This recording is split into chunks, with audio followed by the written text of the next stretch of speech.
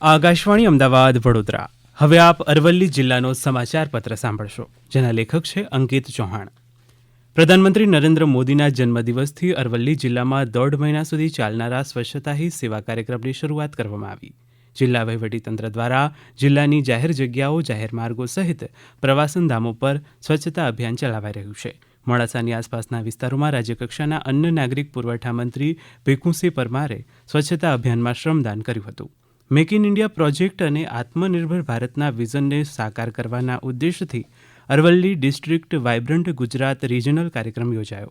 મોડાસા ખાતે જિલ્લા કક્ષાના કાર્યક્રમનું આયોજન ગણેશપુર ખાતે કરાયું, જેમાં મંત્રી ભીખુસિંહ પરમાર સહિત જિલ્લાના અધિકારીઓ, વિવિધ આર્થિક સંગઠનોના અગ્રણીઓ, પદાધિકારીઓ, ઉદ્યોગકારો અને વિદ્યાર્થીઓ ઉપસ્થિત રહ્યા હતા. આ કાર્યક્રમમાં 15 જેટલા સ્થાનિક ઉદ્યોગોના સ્ટોલનું નિદર્શન કરાયું. કાર્યક્રમમાં જિલ્લાની 5 અગ્રણી કંપનીઓ સાથે અંદાજિત 400 કરોડ રૂપિયાના સમજૂતી કરાર પર હસ્તાક્ષર કરવામાં આવ્યા. આનાથી 1000થી વધુ સ્થાનિક લોકોને રોજગારીની તકો પ્રાપ્ત થશે. રાજ્ય સરકાર દ્વારા નવું જાહેરનામું બહાર પાડીને અરવલ્લી જિલ્લાના મોડાસા તાલુકાના 6 ગામના કેટલાક વિસ્તારનો મોડાસા નગરપાલિકામાં સમાવેશ કરાયો છે. મોડાસા તાલુકાની 3 ગ્રામ પંચાયત, ખલીકપુર, સાયરા અને સબલપુર જૂથ ગ્રામ પંચાયતનો સમાવેશ થયો છે. જો કે મોડાસા તાલુકાના સબલપુર ગ્રામ પંચાયતના હોદ્દેદારો તેમજ ગ્રામજનો દ્વારા આ નિર્ણયનો વિરોધ કરતું આવેદનપત્ર જિલ્લા કલેક્ટરને અપાયું હતું. નેપાળમાં થયેલા વિરોધ પ્રદર્શનમાં અરવલ્લી જિલ્લાના 4 લોકો અટવાયા હતા. જો કે તમામને સુરક્ષિત રીતે જિલ્લામાં પરત લવાયા હતા. રાજ્ય સરકારના માર્ગદર્શન હેઠળ જિલ્લા વહીવટીતંત્ર નાગરિકોનો સંપર્ક કર્યો અને તમામ લોકો સુરક્ષિત હોવાનું જણાવ્યું. તંત્ર દ્વારા સતત સંપર્કમાં રહીને તમામ પ્રવાસીઓને સુરક્ષિત રીતે વતનમાં પરત લવાયા હતા.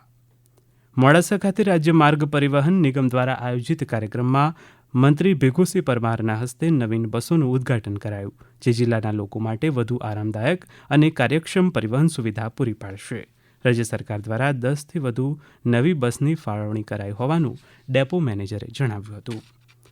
અરવલ્લી જિલ્લા પંચાયત અને જિલ્લા વહીવટીતંત્ર દ્વારા 17 સપ્ટેમ્બરથી 16 ઓક્ટોબર સુધી પોષણ માસની ઉજવણી કરવામાં આવી રહી છે. આ અંગે જિલ્લા વિકાસ અધિકારીની અધ્યક્ષતામાં વિવિધ વિભાગોના અધિકારીઓ સાથે એક બેઠક યોજાઈ હતી. જિલ્લાના વિવિધ વિસ્તારોમાં સ્વસ્થ નારી સશક્ત પરિવાર અભિયાનનું આયોજન કરાયું. આ પહેલના ભાગરૂપે વિવિધ સામૂહિક આરોગ્ય કેન્દ્રો અને પ્રાથમિક આરોગ્ય કેન્દ્રો ખાતે વિશાળ હેલ્થ ચેકઅપ કેમ્પ યોજાયા. આગામી દિવસોમાં પણ આ કેમ્પ યોજાશે.